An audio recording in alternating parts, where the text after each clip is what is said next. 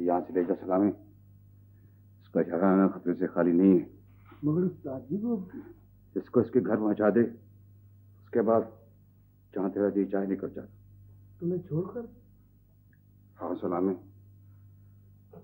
सरदार जहांगीर का बोझ इतने छिपका करने के बाद मैं सीधा पुलिस स्टेशन जाऊंगा। तेरा मेरा साथ यहीं तक था सलामी।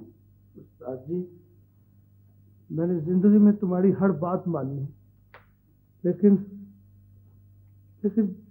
ये हुक्म मैंने नहीं मानना।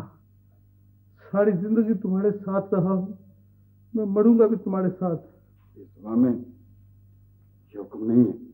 क्या? मेरी दरखास्त है। नहीं नहीं उस्ताद जी, मुझे लफ्जों की मार मत दो उस्ताद। मैंने हर सूरत में तुम्हारे साथ जाना है। वफादारी में कुछ चीज होती है। वफादारी तो सब कुछ होती है, तो मैं तुझे साथ नहीं ले जा सकता सलामी। मैं तो मरने जा रहा हूं।